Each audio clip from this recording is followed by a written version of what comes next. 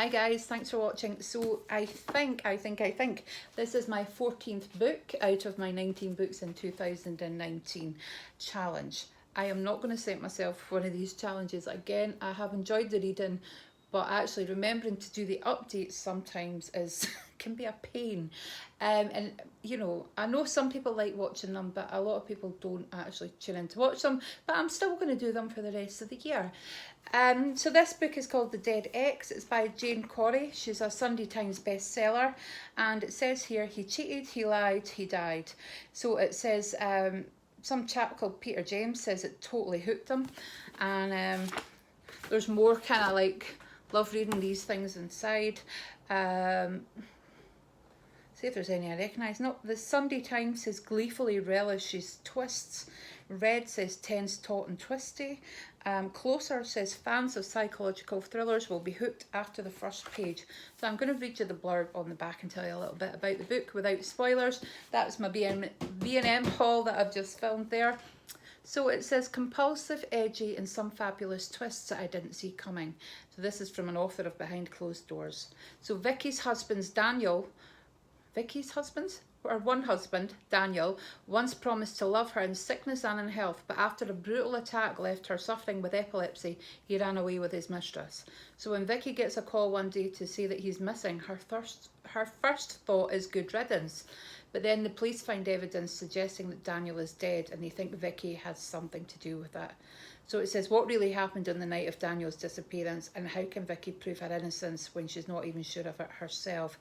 So you're reading this book, and this woman has actually moved away to a small seaside town, and she's actually doing I'd say aromatherapy treatment, some people, and we start to get the impression that something isn't right. We almost get the impression that she's running away from something, and it becomes clear it is her past life and her ex-husband. And when the police come to her to find out if she had anything to do with her disappearance, well, she's not very sure. And it's because a brutal attack left her with epilepsy, and she blacks out and has parts of her life where she can't actually remember what's happened, and the run up to the blacking out.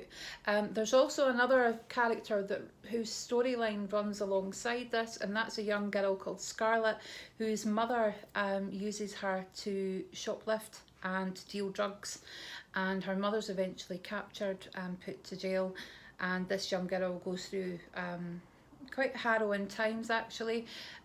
She is abused in one of her care homes, and she goes on to stay in another awful care home, and then goes to live with this really nice couple.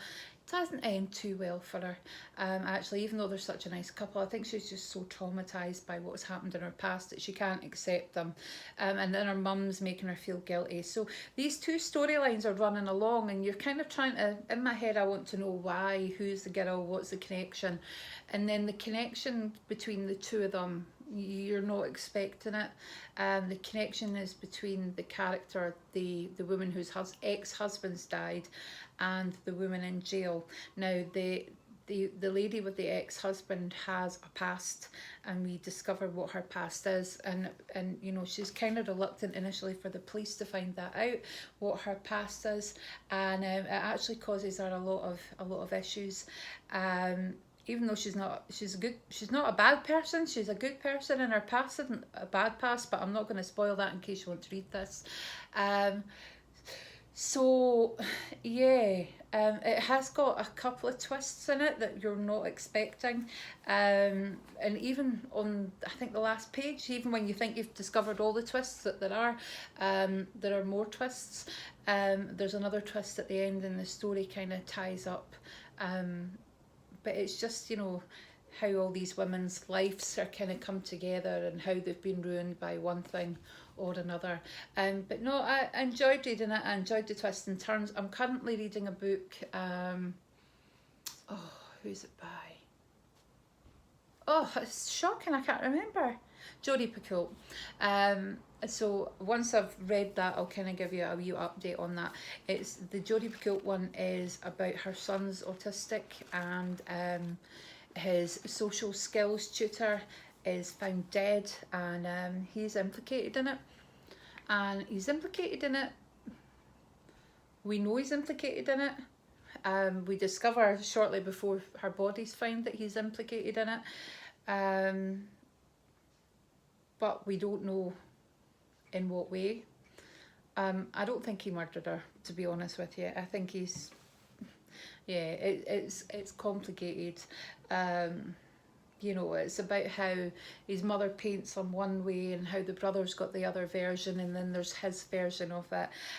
So I mean, I love her book. She's really, really good. But it's like double the thickness of this, so it's going to take me a wee while to get through it. But I have been really enjoying sitting down. I usually read when I'm travelling, but I'm trying to get away from sitting on the laptop or the iPad or my phone, and just switching off and doing some reading. So I'm trying to read more at night. But if anybody would like me to send them this book, obviously I can't, I've only got one copy, let me know, and I will pop it out in the post. Obviously it's just going to be the first person that says, yeah, go and send me that book. So thanks guys, that's book 14. I did read another book in between this, but I'm not going to do a review on that because it was pointless. Luckily it was a short book, but it was really, really pointless. So I'm going to do the Jodie Picoult.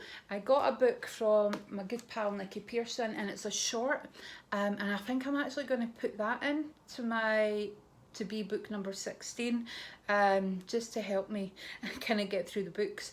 I am moving in October, so I was hoping to have this challenge kind of wrapped up, but it's not happened. Anyway, book number 14, I'm on book number 15, and if anybody would like this book, let me know and I will pop it in the post to you. That's great. Speak to you soon. Thanks guys, bye.